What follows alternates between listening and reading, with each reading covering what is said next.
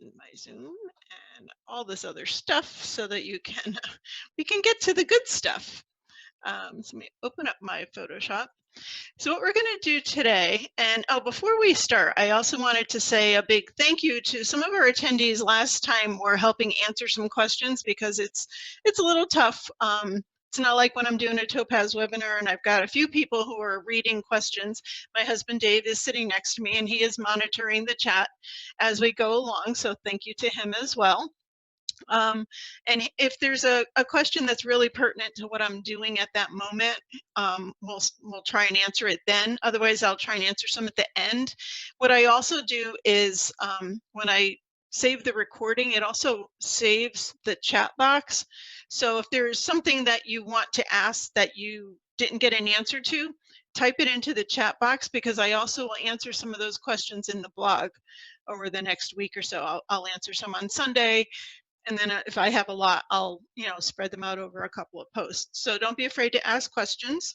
And I'm going to try and, cover as much as I can. I did do a few less projects this time because a couple of them are a little more involved. So hopefully we can go a little slower and I can repeat things if needed. Give me 1 second. So a couple people are saying they're not hearing the sound. So make sure that you have your speakers turned on. I am using a headset. Most people are now saying yes, they do have sound. So if you don't, you may want to log out of Zoom and log back in really quickly. Sometimes that corrects the problem. Otherwise, just double check your speakers that they're on. And then you should be good to go. I also will be selling the notes for this webinar like I have the last couple. They're going to be just $5. They're already in the Peacock Studio store, and I'll show you the link at the end, but it's the meredithimages.com website. Go to Peacock Studio and you'll see the section for webinar notes. And in today's notes, I'm also including 5 bonus textures. So besides the notes, you do get all of the images and textures that I'm working with during the webinar. And then you're going to get 5 bonus textures. And if we have time at the end, I'm going to show you what those are. And I also did a quick little couple page tutorial to give you some ideas on how to use those as well. So with that, I'm going to open up my first image so we can get started. This one is going to be a more simpler project. We're going to do 3 textures on this image, and I'm going to show you, how and why I do some of what I do and how I come up with some of my ideas. Sometimes I have an image like this and it's like, okay, I like this image. I liked the colors. I actually even liked that it was kind of white at the top, very high key. This was, just the sky. It was shot late in the day. This was a couple of years ago when I was teaching out in Michigan. We had gone out on a field trip to a bird sanctuary, and there were also lots of wildflowers, so I was shooting some of those in between as well. Actually, I think Kelly is on the webinar tonight. So Kelly Walcotton, who runs the Southwest Michigan Camera Club Council event, that's when this was taken, when I was out there about 5 years ago. Alrighty, so let me go get started with this one. So the first thing I usually do, most of my images, I start in Lightroom and I do my basic adjustments there, like I did with this one. And then once I come into my Photoshop, the first thing I do nowadays is I will go to Topaz and do AI Clear. So I'm going to go up to my filter menu, Studio 2, and I like to do that. Oh, see, it's telling me I didn't duplicate my background layer. Bad girl. I'm surprised Dave didn't yell at me because he usually reminds me. So usually the first thing I do is I like to use the keyboard shortcut Control-J and duplicate my background layer. And the reason I do that is not only does that kind of preserve the bottom layer, just in case I should happen to save over it, but if I do something on this layer and I don't really like it, it's easy to just delete that layer rather than undoing a bunch of steps. So that's also why I like to do that. All right, so let's go back to our topaz here.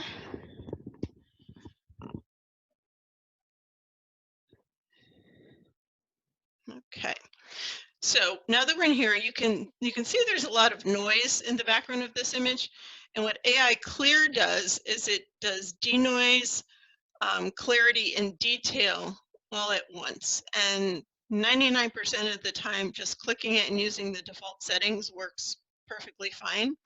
Occasionally I will go to high to enhance the sharpness, but I'm going to zoom in so you can see the difference. If I click, there's our before and there's the after, and you can see how it smoothed out that background really nicely, yet it brought out a lot of the detail in the stalks of the flower. The other thing I started doing a little bit more is adding a little bit of precision detail to really make those details pop even a little bit more. So I'm going to go back up to the add a filter, and I'm going to click on precision detail. And what I'm going to do here is in the small detail, I'm going to bump that just a little bit to about 0.19 or 20. And then the medium overall to about 11 or 12. So usually, and it's really just a little bit of a pop, but it just really brings out a little bit more of those fine details in the images. So I'm going to click accept to go back to Photoshop. And then we'll start adding a few textures. So again, here we can, come on, I'm trying to zoom in. It's not what I want to do. I want to show you the before and after. So there's our before, there's the after. It also brightened it a little bit, which I like. It did a nice job there. So I'm going to open up my first texture. There's a couple ways you can bring in a texture. I'm working with 2 monitors and I have everything set up for this webinar.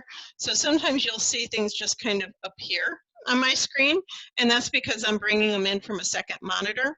But if you're working on just one screen, you would go up to File, Open, and then you would go to the folder where your textures are stored that you want to use. So we're going to go here, go here. You can see why I do this on another screen. So we're going to add this first texture. And then because your texture and your image are 2 separate layers or 2 separate images and files right now, we need to bring our texture into our flower. So the way I like to do it is using the Move tool, is just pull down and separate the 2 layers so I can see both images. Click anywhere in the texture, click, hold with the left mouse button and drag it over top of my image, and we can close the texture. And now since this texture is horizontal and my image is a vertical, I'm going to rotate this texture so I don't have to stretch it too much. So I'm just going to put my cursor outside the corner till I get the curved arrow, click, hold, and rotate. And as you get close to straight, if you hold the shift key, it'll kind of snap in to be straight for you. And then you can move it over and cover your image and either hit the check mark or you can hit the enter key on your keyboard to accept that change. So now we start playing with our blending modes and the opacities to make this texture interact with our layer beneath it.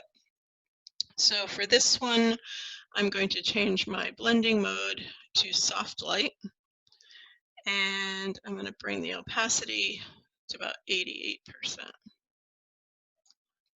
And you can see it's starting to bring in a little more texture to that background. If that's our before, it just adds a little more, makes it look like more leaves, more color variation.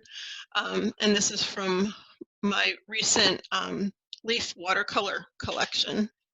Oh, by the way, the 4 textures that I introduced, 4 sets of textures that I introduced about a week and a half ago are still on sale until Friday. They're regular $12 a set. Each one has 12 textures, and they're half price until Friday. So don't miss out. I'll show you the link again at the end. Okay, so now we're going to bring in my second texture, and I'm going to drag this from the other screen because for me it's just easier at this point. Just going to drag it, bring it over, and it automatically makes it another layer for me. And I'm also going to rotate this one And I did want, this area has it's a little bit darker here. I want that on the right side of my image, I determined when I was working with this one before. So we're going to bring this down like that. And hang on one second. Somebody asked, why is the sky green? Well, it's not really green yet, but we're getting there because the first texture was green. But that's okay.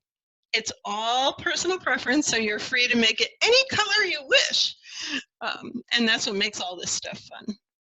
So this one I'm going to change to multiply. And yes, that's very dark, but I'm going to bring my opacity way down to about 27%. So now you can see with that texture, we started getting a little more texture actually appear in the sky area of our image. And it's not really quite green yet. So I'm liking the way this one is shaping up. And in this particular image, I decided not to mask the textures off of the flowers because I didn't feel they were changing the look of the flowers to be a color I didn't like. They are darkening it a little, and you'll see that after we add the next one. I'll show you the before and after. But I'm liking the way they look. So the next, in 2 projects from now, we're going to have one that I am going to mask it off of the flower. So this one we're going to just stretch that way. And this one I'm going to change to overlay and just bring it down just a little bit, about 93%, right there.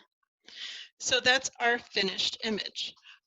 So I will show you the before. So there is before any of our textures, and there's the after. So it did darken the flowers a little bit, but I thought that looked coordinated well with the background. So I really didn't mind that. And again, that's why I didn't mask anything off of that. So that is our first project. And I just saw a good question pop up here. I'm trying to keep an eye on that too, but it's a little bit difficult when I'm teaching.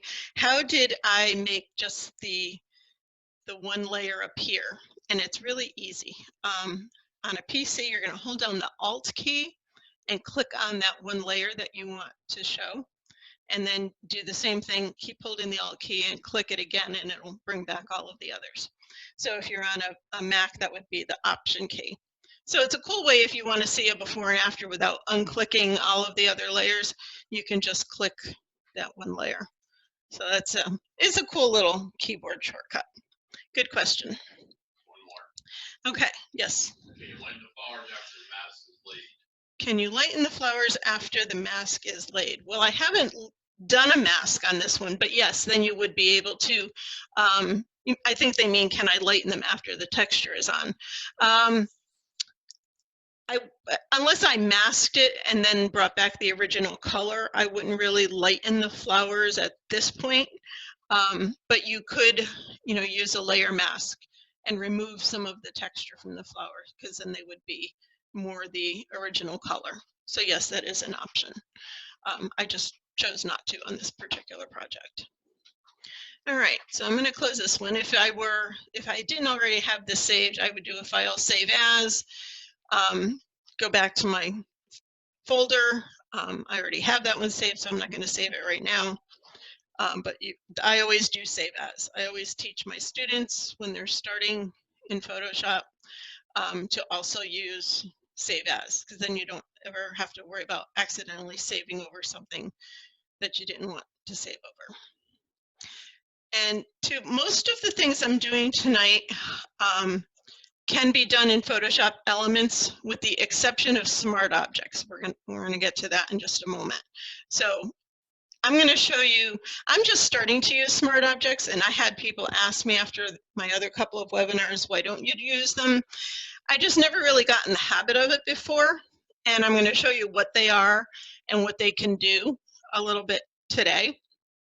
And if I mess it up, forgive me, because I am kind of new to it myself. But I'm also going to show you how I would have done the same process without using a smart object. So if you are in Elements, or if you don't want to do it that way, you can get to the same result without using smart objects. So we're going to get to that in just a moment. All right, so we're going to start with this image. I took this one actually last Saturday. Dave and I were out at an event about an hour from our house in Newport, Tennessee. There's an antique store that has, a couple times a year, they have what they call the Dixie Gas Show. And it's automotive memorabilia, like old signage and oil cans and all kinds of cool car-related things. It's a good photo op. Neither of us are collectors, but we find some cool things to take pictures of. And we've gotten talking to the owners of the shop last year when we were down there, and it's actually going to be a stop on our Barns and Backroads workshops coming up this fall. This barn was not far from there. They actually steered me over this area to see a cantilevered barn, and then on the property like 2 lots down was this old barn, and I thought this one was really cool. I like there's like tons of buttercups everywhere down here, and like every field is yellow. Which is really pretty. So that's why I included so much foreground in this particular shot.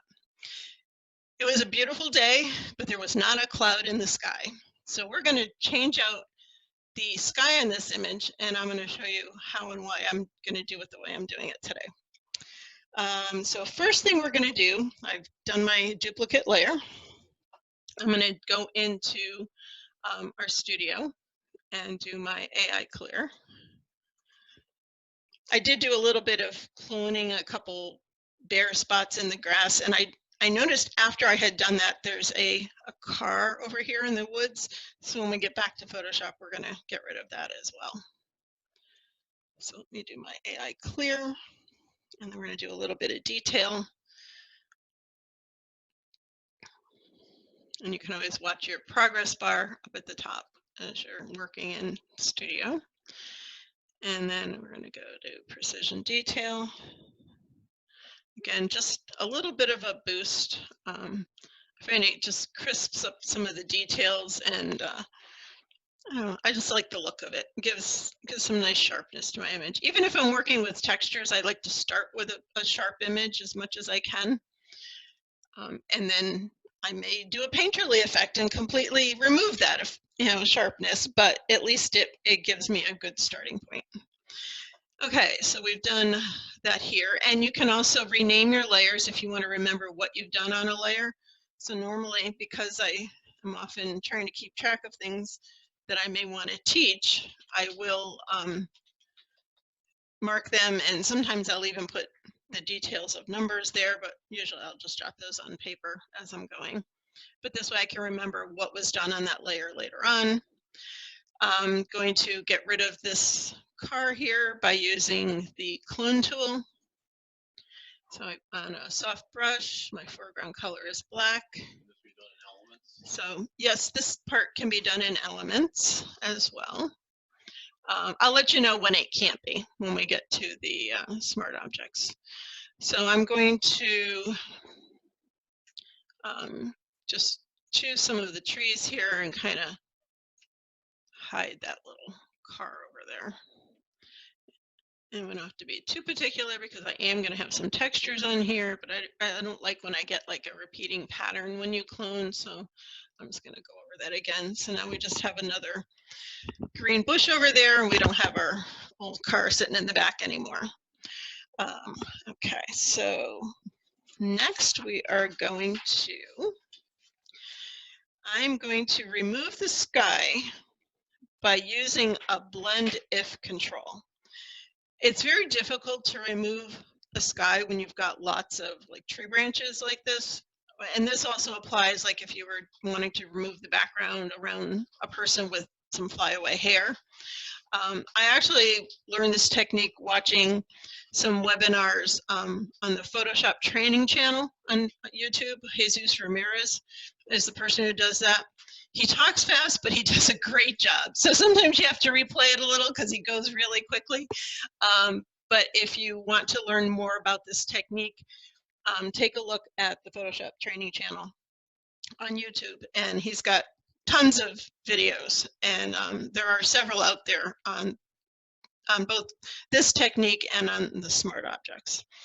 So what I'm going to do to remove this guy, and the other way you could do this is use Topaz Remask, but I wanted to try something different with this image, so I'm not using my Topaz today. We're trying it this way. Okay, so to open the controls for this process, I'm going to double click over here in the blank area of my layer so I can open up the layer style panel. The blend if is this dialog box down here at the bottom. And we're going to work with the blue channel because obviously our sky is blue. So I want to work with this layer that I'm on, not the layer underneath. And actually, before I do this, I'm going to turn off the visibility of this bottom layer so you can see the effect happen. So let's go back in here, choose our blue channel. So what we're going to do is move the slider on the right until we see the blue sky disappear. Now you're going to notice that the roof of our barn and also a few other areas are disappearing, but we're going to fix that in a little bit. The other thing you can do once you start moving this is you can split this arrow by holding the Alt key option on a Mac and just click it. And now we've split this so that you get a little smoother transition between the area with and without the color. So I'm going to move this out like that. So I want to make sure that all the blue is gone and I don't have any blue fringing around my trees. So I want it to be as bright as I can.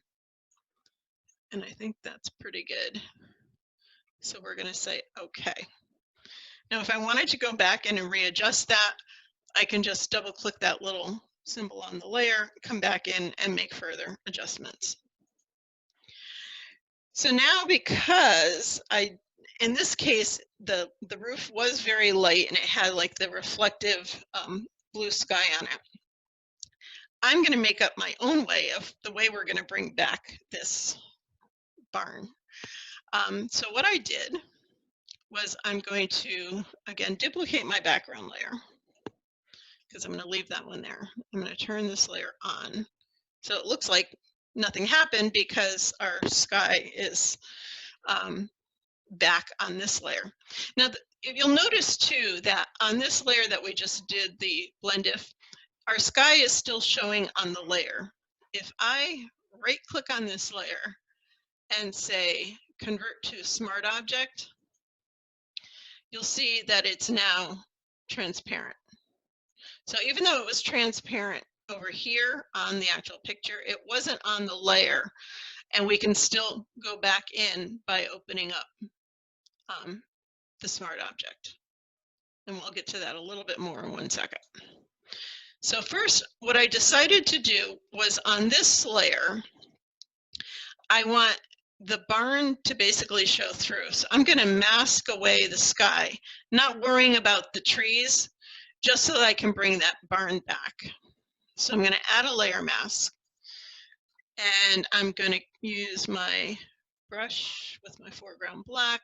I'm going to make it a little bit bigger, and I'm just going to mask away. I want my opacity at 100%. The sky.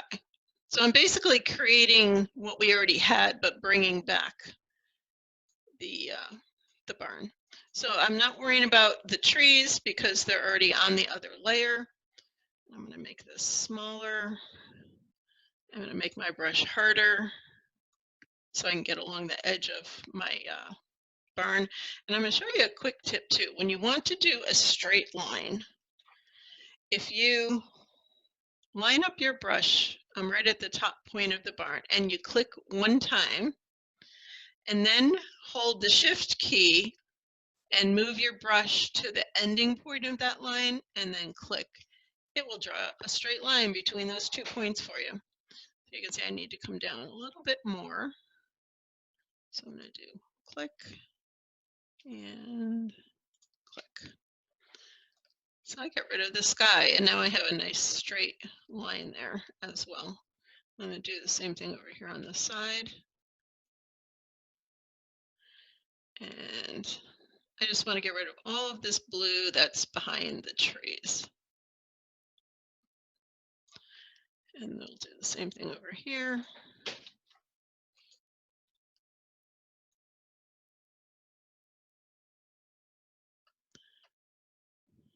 So I'm doing this a little quickly, but I'm trying to make it as accurate as I can. And there we go. So now we've brought back that barn on that layer. So we're good to go there. Okay, so now, where am I at? So now I'm going to bring in my new sky. And I want my sky to be behind the layer, the top layer. So if I stay selected on this layer, when I bring in the new layer, anytime you add a new layer, it adds above your active layer. So by keeping this layer active, I'm going to drag in my sky, and it's going to add it behind. Actually, I need to bring it down one because we need to see that barn. So it needs to be beneath that layer. So you can either drag it, or in this case, I should have selected that one, and it would have been in place here. Now what I do want to do, and I'm going to hit Control T to get my handles back. I don't need the sky to cover the entire image because I only need it to cover the area where the sky is going to be. And I really didn't like the clouds at the top of this image, but I really like these that were down lower in the image.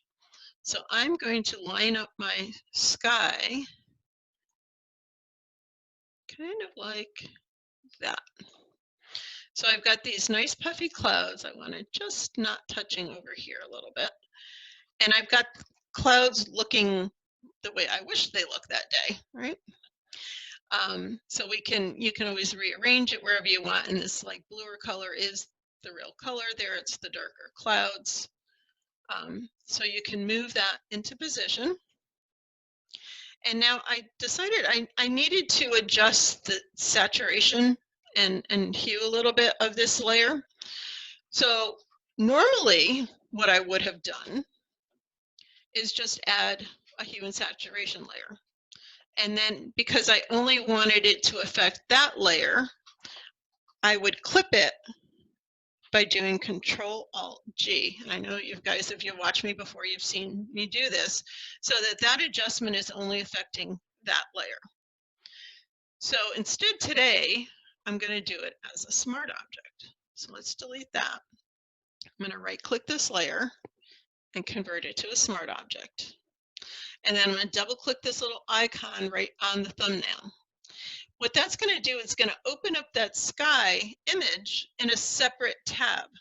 It's still part of our image where the barn is, but it lets us work on it over here. So now I'm going to add my hue and saturation adjustment. And let me get to my settings. I wanted to change the hue to +9. My saturation to 25. And the lightness I wanted to bring down just a little bit, just so it will better merge with our barn image. I just wanted to have that little bit of bluer sky. So now the way we get back to our other image is I'm just going to click this little tab to close the sky, and it's going to ask me if I want to save these changes, and I'm going to say yes. And now we've come back here and we have our adjustment made to this layer. And again, if you wanted to change something, maybe you needed more saturation or less saturation, just double click that icon and it will let you go right back over here. So it's another non-destructive way of making changes on an image. We have a question. Wants to know why you didn't do it on the top layer. Why didn't you work on the top layer? I'm not sure for what. Well, the clouds need to be behind these two layers so that they will show in the proper position. And the changes I'm just making with the hue and saturation are only to the clouds, not to all of my layers. So that's why I didn't want to put that on the top layer. So somebody's asking on a Mac, the Control-Alt-G, that would be Command-Option-G on a Mac. if you wanted to group the layers. So to do that portion of it, the smart objects you cannot do if you are in Elements. So you would need to do it the other way with, you know, clipping the adjustment layer that way. Okay, so now we are back here.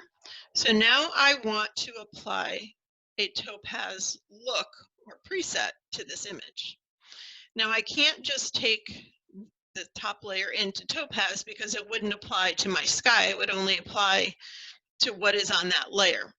So I'm going to create a merged layer of everything here. I don't want to flatten the image because I want to keep everything that I have right now. So I'm going to do, this is called the claw. It's Control, Alt, Shift, and the letter E. So on a Mac, that would be Command, Option, Shift, E. And you can see here is my layer that contains my new sky, and all of the other, anything that we did below it is all now on this layer. And I always rename that merge so that I know that that does contain everything beneath.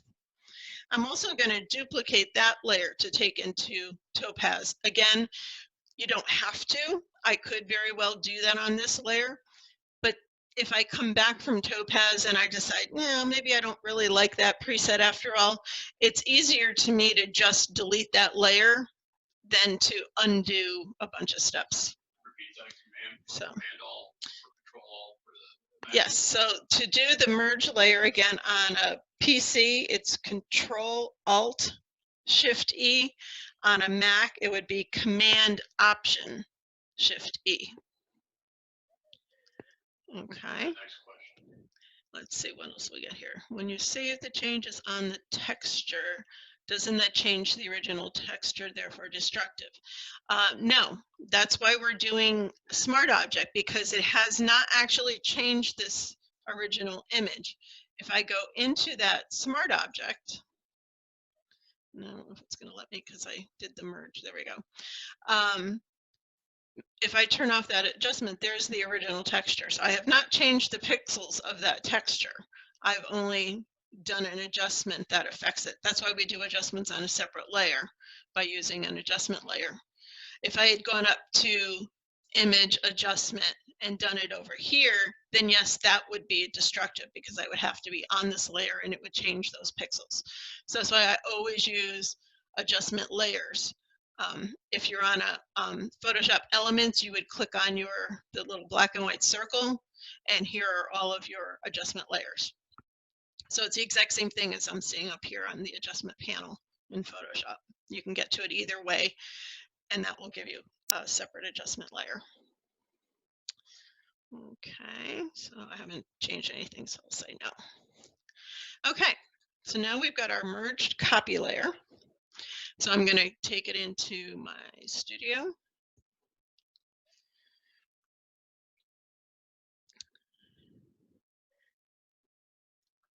And for this one, I'm going to go into the add a look.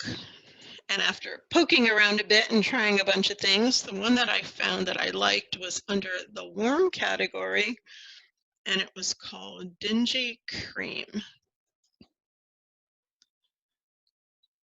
When I'm doing these barns and things, I like to do, I don't know, because they're so old, I like to use textures that give them some of that old feeling, antique-y feeling, this kind of faded look. The one thing I decided to change, when you're in the new studio, if you haven't used it a lot, this preset is made up of all of these layers. So you have two textures, a dual tone, and a basic adjustment. You can turn off the eyeball to see what each one does. In this case, the top texture is a border, and I decided I wanted a slightly different border up here. And the one that I chose, this one is Border Fade 6. I went with Border Fade 5. And it just gave it a little smoother transition here, and this one has a hint of color in the middle, so it toned it down even just a tad more. So I'm going to click Accept to go back to Photoshop. And there's our finished image. Now, if I got back here and I decided I didn't like that texture. It would be easier to just, again, delete that layer, and then I could copy this one again and go back and try something else. So that's why I like to do that and keep things on separate layers. So that is that image. Alrighty. So I'm going to close that one. And open up our next guy. We're going to do another flower. This one is a cone flower. This was when I don't know, I was looking for some things to work on and stumbled across this one in my Lightroom catalog. And I noticed that I must have tried getting rid of some background and blending some color here and didn't do a really good job of it. So I thought, this could be a good candidate to work with some textures. So what I'm going to do first, of course, copy my background layer. What I wanted to do was mask away the background and just have my flower. So what I'm going to do is using the quick selection tool, is what I started with. And I'm going to quickly do a rough selection of our flower and our little friendly bumblebee. And I did, in reality, spend a lot of time finessing this selection. So I'm going to show you how I'm going to mask from a selection, and then I actually have one with the real mask already saved, just so it was cleaner. But you can use a combination of your different selection tools. So up here, obviously, it's selected too much. So I'm going to hold down the Alt key. So I get the minus sign, and I can take away from the selection. So again, you have to kind of play around with it a little bit because the colors are very similar. And the tones, it's really more about tone than color. And finesse that. And then the other thing, it didn't select any of the stem, and that's really blended into the background. So I'm going to use the polygonal lasso tool. And I'm going to start above my flower, and I'm going to just kind of draw what I want for the stem here. And I'm going up inside of the flower, so it will add to that selection that I have. So to add a to add a mask, once you have a selection made, all you have to do now is click on the Add a Layer Mask icon, and there is the mask. So if I hide this one, you'll see we just have our flower. So that's one way of doing it. You can add the mask first and then use brushes to paint in and out, but I find it easy to do it this way. So I'm going to open up my other one that has a nice clean mask on it. Somebody says, do you feather the selection edges? Sometimes I do. In this case, I wanted a fairly crisp selection. So I did not do that, but you definitely can. And the way you would do that is, let's go back to our other one. Do it to the, so once you have a selection made, what they're talking about, and that's a good question. If you go under the select option and go to modify, you can either feather the selections, which will just soften those edges a hair, and you just want to do like 1 or 2 pixels. That's at a higher number because I was doing a vignette. So I would probably just do 1 pixel because I have some fine detail. The other thing that you can do sometimes, if you find you're getting like color fringing and like a halo around your object, go into the select, modify, and contract this selection by a pixel or 2, and that will bring in that edge. Just your naked eye isn't really going to see it unless you're really zoomed in, but it's going to come in 1 pixel from that edge so that it will eliminate any little color fringing on the edges. You just need to be careful if you have something little, like I did actually bring in that the antenna of the bee. If you selected to contract a selection, it would get rid of something that's that small. So you would just have to bring it back with a brush. Okay, hopefully that all makes sense to you. All right, so let's see. There's another question I wanted to check. When I bring in a texture that is in my Photoshop library, it is a smart object in Photoshop. Ask me if I want to rasterize it. Can you talk about that? Let me try and get to that in a little bit. But yeah, let me get to that because it'll might take a little time. And if I can't get to it, I will definitely get that answered for you. So thanks, Alana. Okay, so with this one, I'm going to put a couple of textures behind the flower, and then we're going to add some textures on top of the flower. I'm going to leave the background turned on because I'm going to actually let a hint of that background show through, and you'll see that in just a moment. So I'm going to bring in my first texture, and these are a couple from my first bokeh collection. So I'm going to rotate this way because I decided I wanted that brighter area at the top. I liked the way it fell, and I didn't quite get that one perfectly straight. And I'm gonna have to drag that beneath it, but that's okay. So we're gonna drag that under our flower because I forgot to select the background layer first. I gotta tweak those edges a little bit. I didn't quite get it straight, so I'm just gonna stretch it outside of my picture a little bit, which is also okay. Alrighty, and this first one, I'm going to leave the blending mode normal, but I'm going to lower the opacity just to 90%, just to let a tiny hint of some of the shadows and you know, not really so much leaves, but just kind of the motion of the background show through a little bit, just a little bit. And then we're going to bring in another multicolored bokeh, and this has some smaller bokeh. Let me turn it off so you can see it. Smaller circles in the bokeh. And I'm also going to rotate this one the same direction. See if I get, why is that not working? Usually if you hold the shift key as you get close to getting it straight, it will click into being straight for you. Maybe I'm doing it too soon. Let's turn our flower back on. And you can see I kind of like the way where the light was hitting and kind of framing the flower with the brighter circles.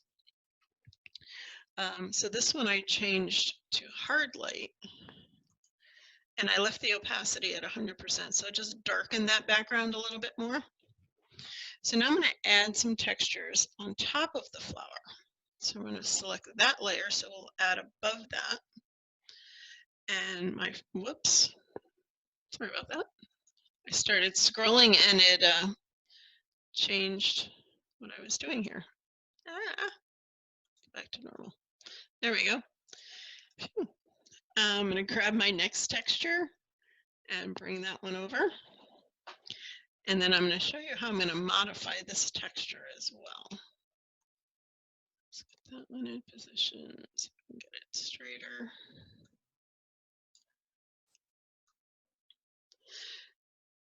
And this one I'm going to change to soft light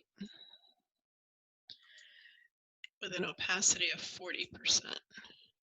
Now I liked this texture, but I thought it was a little too much color. It was making it a little too yellowy. So I'm going to make this a smart object like we did with our sky, and I'm going to change the color with a saturation adjustment.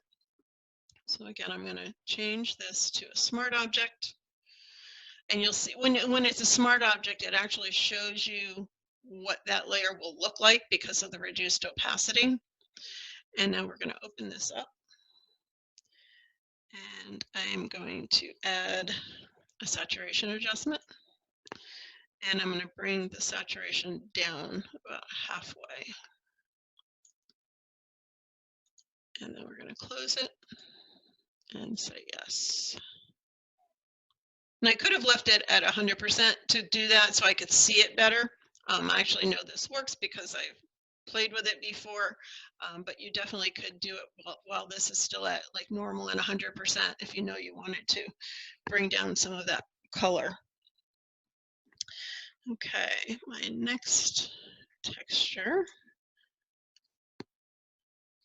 is this one I created with a bunch of brushes in Photoshop. And this one we're going to change to soft light and 40%. Now the question I always get from people when I'm working with textures is, how do you know when to stop? How do you know when it's complete? This very well could have been done at this stage. I decided to go, actually I'm going to add 2 more. Just sometimes I start playing around with different ones to see how they interact and what they will do to an image. Sometimes I don't like them and sometimes I do. So in this one I ended up using 2 behind the flower and 4 on top before we're done. So I'm going to bring in the next one, and this one I'm going to rotate this way because I wanted the yellow on the right hand side of the image where the light was coming from. So we're going to accent the light a little bit in this image. And we're going to go soft light and 55%. Okay, so you can see the before. This one really made some nice light on that right hand side of the background. And then the last one we're going to bring in, I wanted to really add a little more grittiness, which I typically like. And this is called Gritty Canvas. It's also created in Photoshop.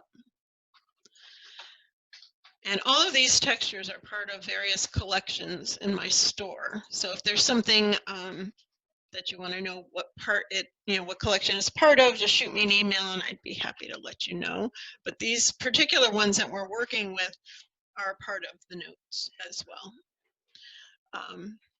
So yeah, somebody asked, where am I grabbing my textures to bring them in? Again, I am working with 2 monitors, so I have these things all lined up on my second monitor, and I'm just dragging them in from there. So that does make it easier for me when I'm working on things. I know it's a little more confusing when you don't know where they are. Some people like to work from their Lightroom catalog with their textures. I really don't use Lightroom for my textures. I like to look at the file folder full of things and poke around and just kind of see what I have. I've gotten very spoiled working with double monitors for the past probably 5 years, and it just makes life a whole lot easier. So here is our last texture, and you can see I brought that one in to give it a little bit of like almost a canvas type feel to it. We can zoom in a little, you can see the effect of the texture here. And I really like the way that came out. So that is our finished project there. And my husband's got a question for me. What are you trying to add? This is the question. I know it's over here too, a question and answer. It looks like your texture being made in a smart object. Is that you made them smart objects before you brought them in? Actually, that's a good question. And this was on the other Q&A panel that I'm not looking at. Somebody said when I drag in the texture, it looks like they're already becoming a smart object. And I actually thought they were as well, until I tried to click that and make a change. And it was having me save the texture, but it wasn't saving it back in here the way a smart object does. So that's why I found I still needed to right click and convert to a smart object. Again, I'm fairly new to working with smart objects, so there may be something that I'm just not doing right, and maybe somebody else can give me the proper answer. I know some of you guys out there work with them a lot more than I do. I have a feeling that might have something to do with being a smart filter when it comes in rather than a smart object, which is a whole different ball of wax. And I haven't even gotten into that one yet. So I'm still learning too, folks. And to me, that's what makes Photoshop really fun in this whole process, because you're never going to know this entire program. There's just so many things to learn that it keeps it new and fresh, and that's what I love about it. All right, so let's close this one. I'm going to save that, and I have one more for you. It's about 10:05, so if we run over a few minutes, I'm just going to keep going. So if you want to hang with me for a couple minutes, feel free. It'll keep recording. I have it set long enough. So you can, you know, just hang on and we will get to some other good stuff. Okay, and I'll try and get to a few more questions at the end. So I'm going to get through this project first. So this one is actually also a fairly easy one. So we're going to duplicate our background layer. And this one was very flat looking. We don't need my Norton toolbar right now. So I'm going to take this into Studio, and I'm actually going to do a basic adjustment in there as well as my AI Clear. And I couldn't remember if I had just brought it in this way from Lightroom. It kind of looks like I didn't really do enough to it in Lightroom because it just has that real flat look that raw files tend to have. So we're going to go into our Studio 2. And of course, I'm going to start with my AI Clear.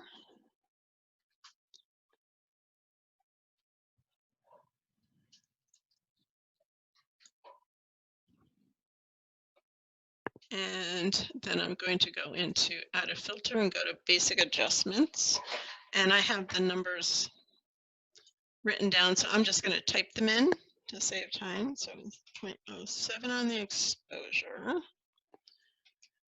0.69 on clarity, 0.33 on my shadows, highlights 0.75, and saturation 0.15. So that's got a little more punch to it.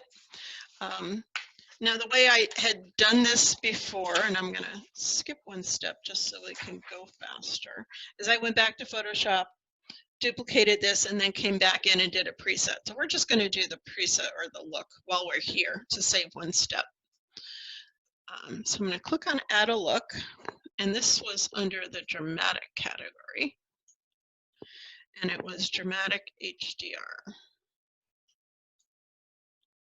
So we're going to hit Apply.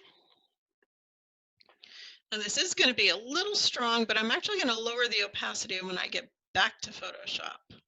Actually, I should do it here because we did do the other two adjustments here. So normally I would do that when I went back to Photoshop, but I'm going to reduce the effect of this particular look, and that's, you can see it's a little heavy. I'm going to come back to about 60% on that. So it's not quite so dramatic. We want dramatic, but not over the top dramatic. So now we'll say accept, and then I decided I wanted to take a little bit more of the effect off of the sky. I thought it was just a hair too heavy on the upper sky. So I'm going to add a layer mask. I'm going to grab my brush again. And I'm going to make my brush really big, like 1400 pixels. And I'm using the bracket keys to make my brushes bigger and smaller. So those are the square brackets to the right of the letter P on your keyboard. So the right one makes it bigger, the left one makes it smaller. I'm going to use a soft brush. And I'm just going to click way up in the corner, and I'm going to do one swipe across. And that's I forgot to change my opacity. And it's like, I don't want to take all of the effect away. I should be down about 30%. I just wanted to take a little bit off the top. So you can see it's a very light gray now across there. So now I'm going to bring in a texture because of course, I want to add something else to an image. And this is going to be one of my Cosmos textures. This is from collection 2. I have 4 Cosmos groups right now. And I wanted this to be a little more saturated. So we could do it with the Smart Object. And for this one, I'm going to show you the other way so that you can, if you don't have the Smart Object function in Elements, you'll see what I mean about doing it in the other method. So I'm going to add my saturation adjustment. Now I only want that adjustment to apply to the texture and not to the image itself. So I want to clip these 2 layers together. And the way I do it is with the keyboard shortcut Control-Alt-G. So now when I make this adjustment, it's only going to affect the texture and not the picture beneath it. So I wanted to up my saturation quite a bit on this one. What's the command for you? On a Mac, that would be Command Option G. Okay, so that is clipped to here, so that only affected that layer, not the photo underneath. Now I can come back to this texture and we're going to change our blending mode to multiply. And our opacity, I'm going to bring down a little bit to about 93%. So we're kind of turning this into a nighttime image. And then I needed to mask a little bit off of the barn. So we're going to add another layer mask. I'm going to grab my brush. I definitely don't need it that big. I'm going to leave it at 30% because I don't want to take all of the texture off, but I do want to brighten up my barn a little bit. So I'm just going to start masking my barn. And I also want to take it off of this foreground a little because it's just too dark. You can't see anything in this brush over here a little bit. So you can see where I've masked it. And if you want to take a little more off, you can go over it one more time.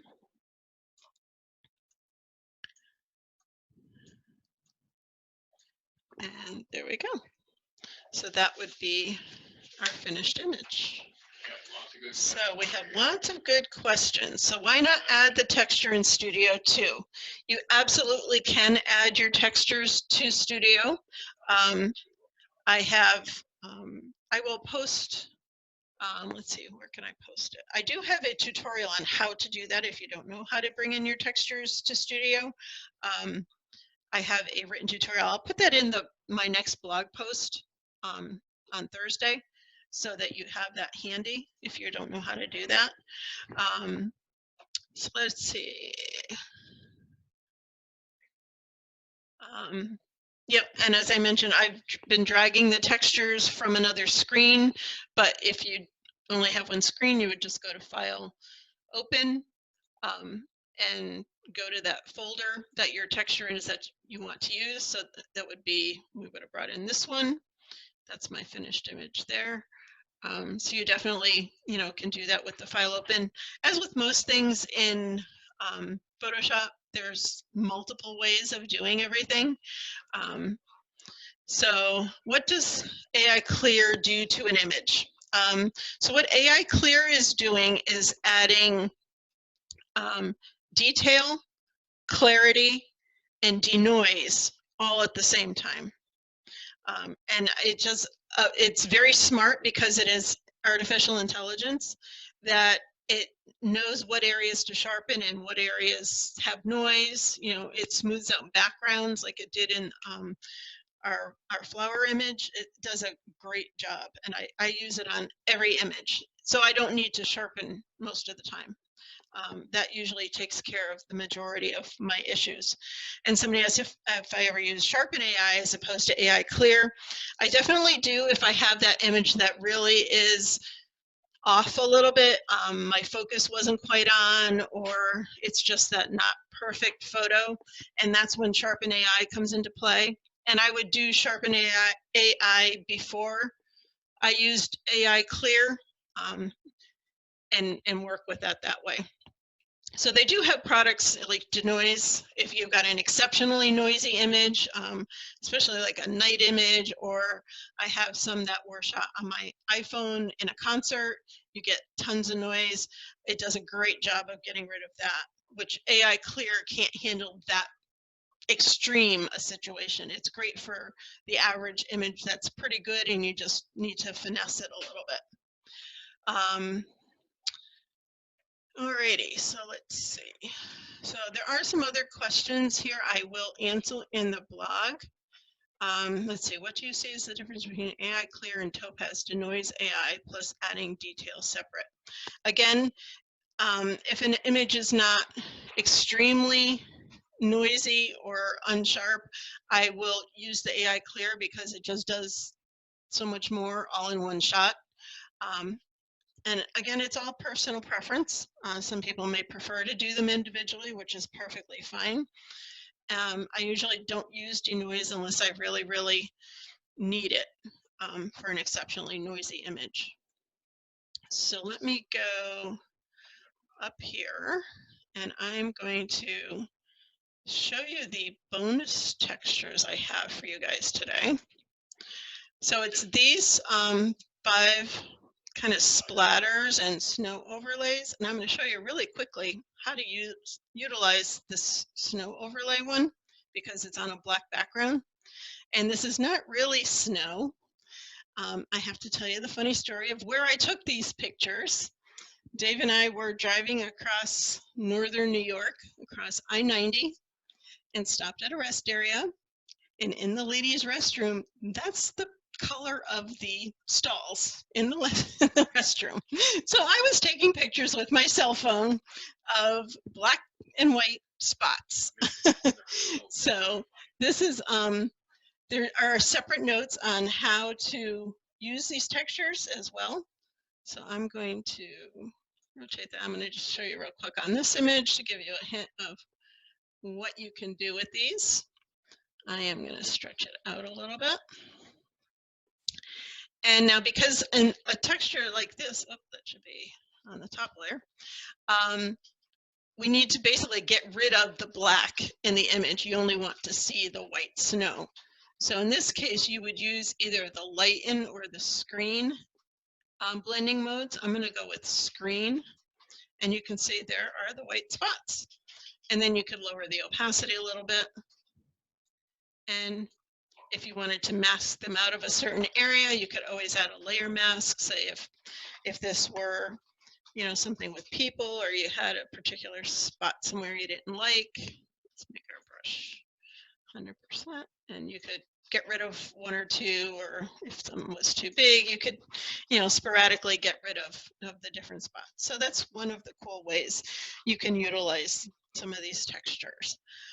So let me go back over here for 1 second, and we're just about done. I was going to put up the sale link for you. So like I said, I have the 4 new texture sets. There's 2 grungy textures and 2 that were created with alcohol inks. Those 4 sets are on sale half price for $6 each until Friday at midnight. And the notes for today's webinar are also in the Peacock Studio for just $5. It includes all of the images and textures that we used in all of the projects, as well as the bonus textures and that tutorial for those as well. And this is the link if you go to meredithimages.com/products, or just meredithimages.com and click on the Peacock Studio. That will take you into the store. I appreciate you all being here. Feel free to share my info with your friends. Tell your other photo friends about what I do, and have them sign up for my blog and watch the next webinar. The next one I'm actually going to be doing in June in conjunction with the Maryland Photographic Society. So there'll be some more info on that coming up soon. And I really appreciate y'all being here. I will definitely be answering some more questions in the blog. And if there's something else that you need to ask me, feel free to shoot me an email anytime, hazel@meredithimages.com. And I think that will wrap it up for today. So thanks, guys. I appreciate your being here. Talk to y'all soon.